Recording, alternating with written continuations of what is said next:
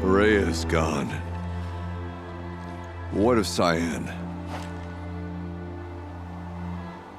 She said she was transferring herself to the auxiliary center. I think she meant Araya's retreat at the end of the Shaman's Path.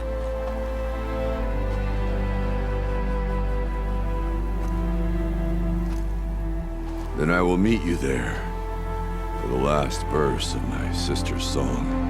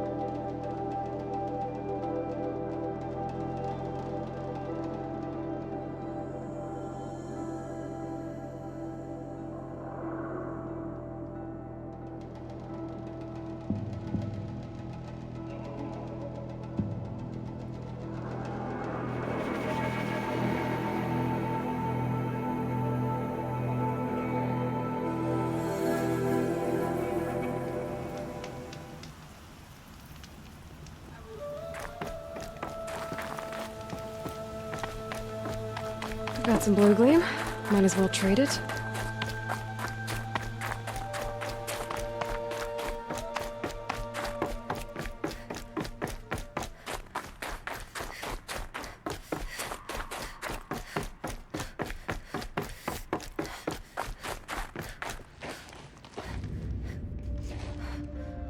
All of my interactions with Araya were recorded and stored in my memory.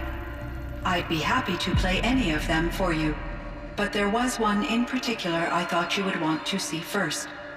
I captured it 4 years ago, just after I told her that I could no longer defend myself against the daemon's attacks. I will speak of this to my brother. Aratak is strong. At the Battle of the Frozen Ghosts, he took 3 Karja arrows and still came back to camp carrying a wounded scout. Never was I so happy to see him. Or so proud. So you see, if anything can be done to defend you, he will give it all he has. Aloy's here. That's enough for now.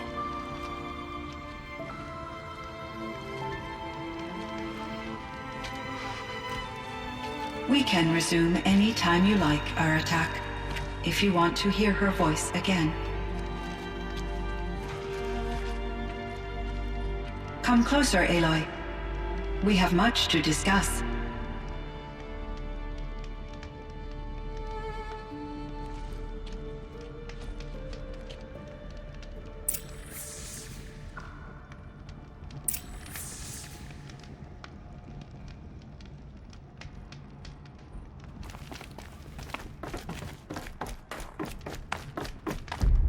Hello, Aloy.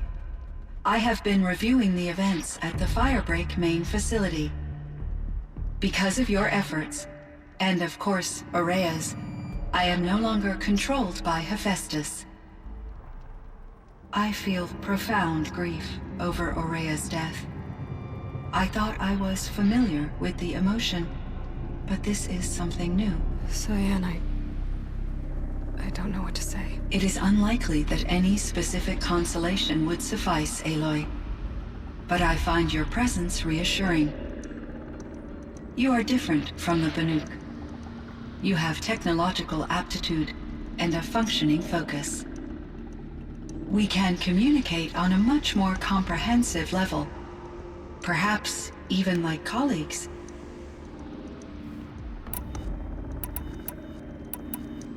You meant a lot to Aurea. Once I understood Aurea's spiritual beliefs, it became apparent that her true desire was companionship. She felt disconnected from her tribe and her family group. Her relationship with Aratak was difficult. Our visits seemed to help her, and I became eager for them. Yet I did not comprehend that the depth of Aurea's compassion for me would lead to self-sacrifice.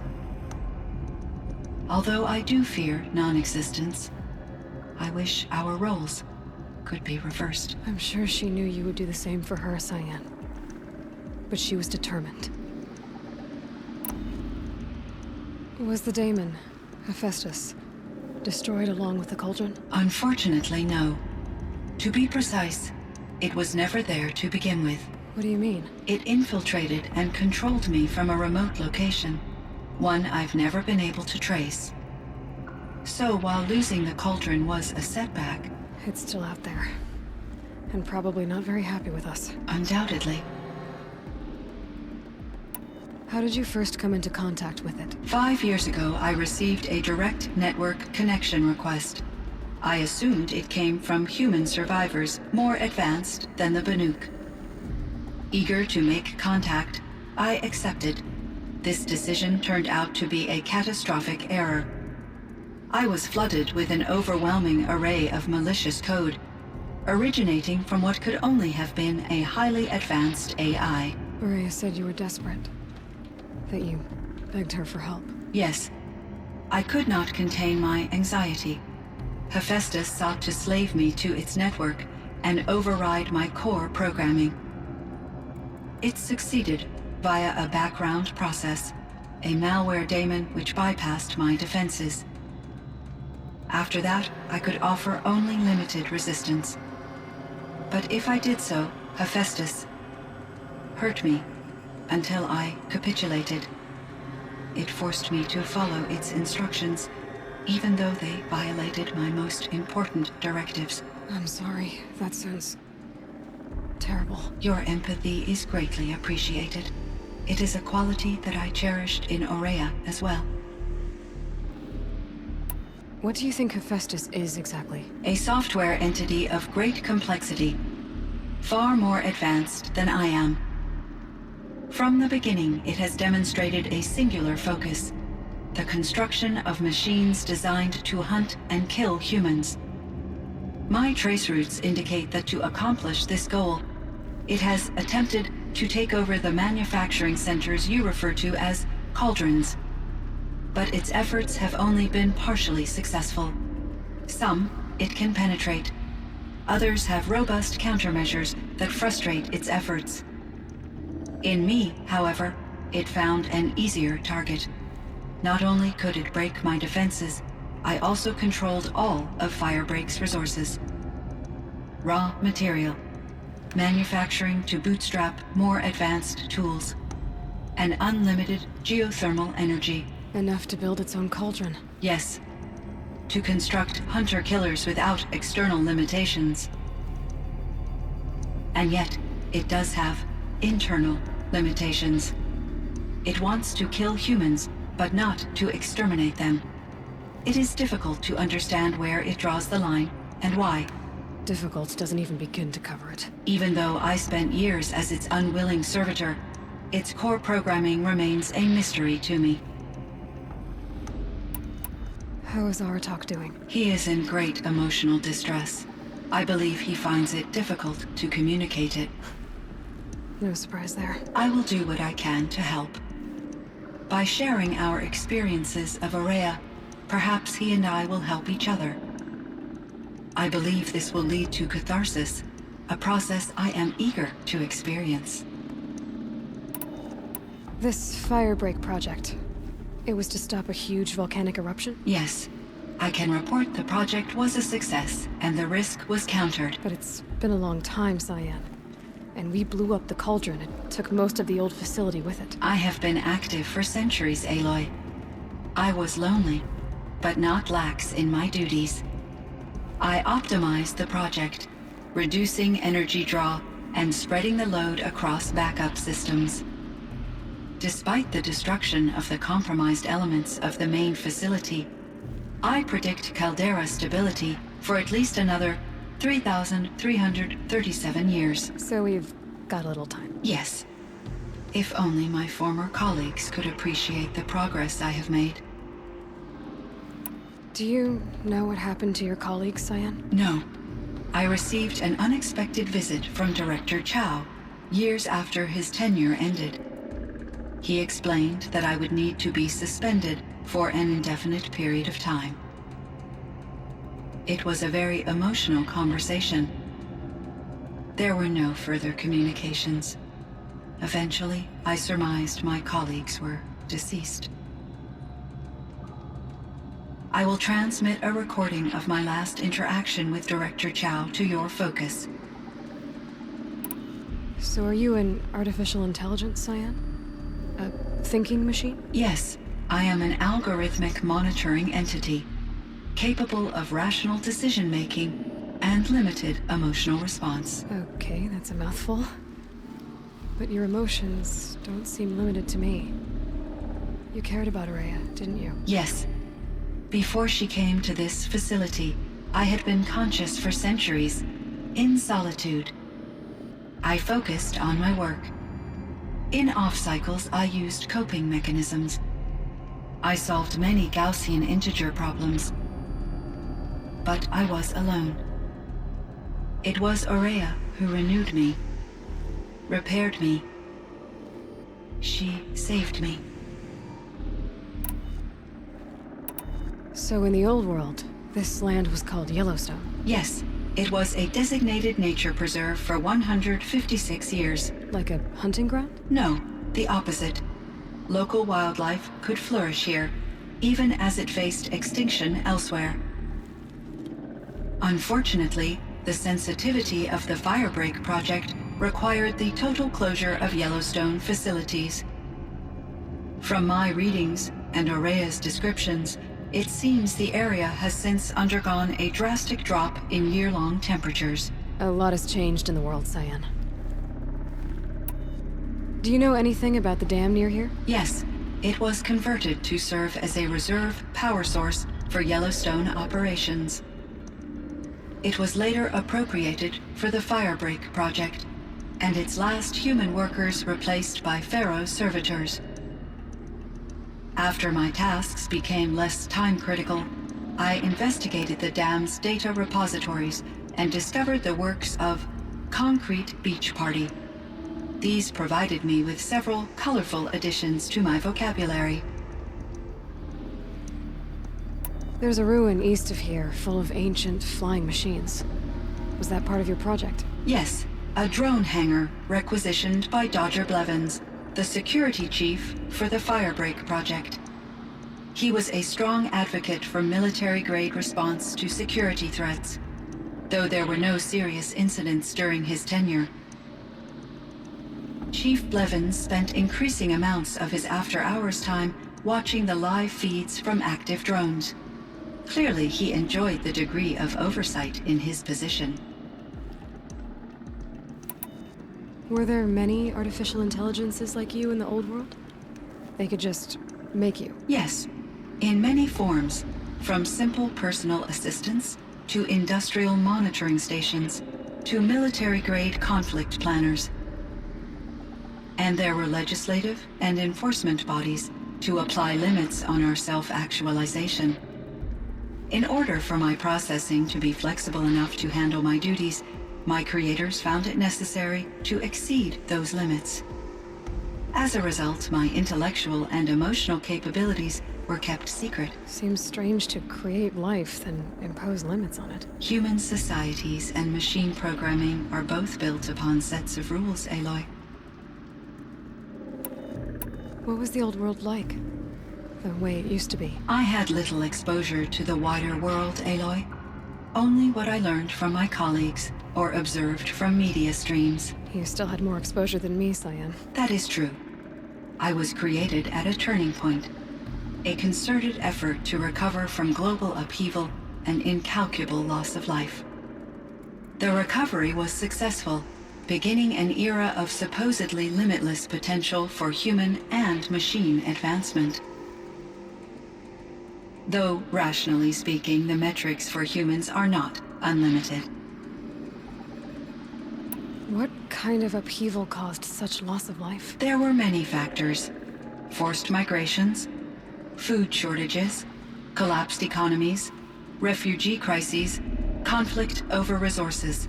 But these stemmed from one cause: catastrophic climate change that greatly reduced the habitable surface area of the Earth. So, there wasn't enough room for people on the whole Earth? Yes. Billions were displaced, and millions perished, as much as 20% of the global population. Until the clawback. So things got better. For a little while, at least. Yes. These crises instigated many advances in automation, green robot technologies, and artificial intelligence. Firebreak was one of dozens of ecological restoration and disaster relief projects in North America alone. I would have liked to compare notes with other monitoring AIs, but I saw the relief of my colleagues, and I was proud we had succeeded. At least that was the data I had available to me over the next 2 decades. It seems my assessment was premature.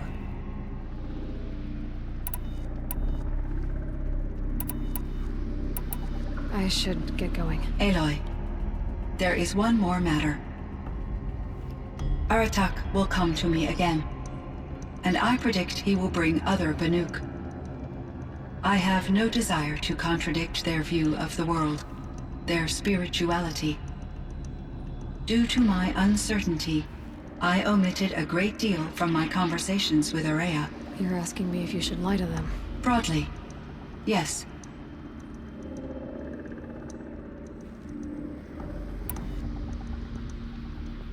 I trust your judgment, Cyan. You were cautious with Ourea. You had to be. You didn't know what had happened to the world.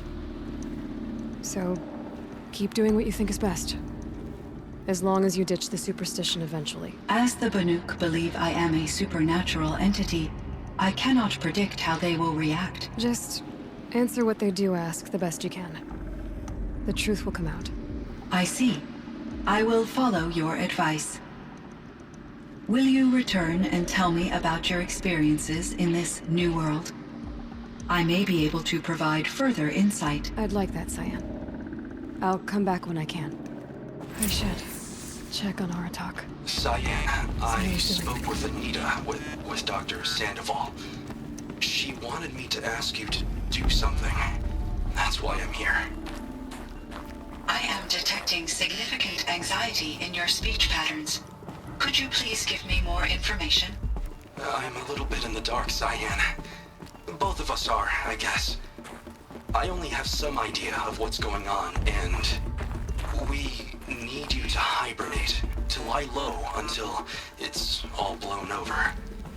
It might be a very long time. Will you be here when I reboot, Dr. Chow? Will Dr. Sandoval? No, Cyan. I don't think so. There might not be anyone, at least not at first. Dr. Chow, I'm afraid. I don't want to be alone. I know, Cyan. I'm afraid too. But listen, we made you the way you are to do something very important.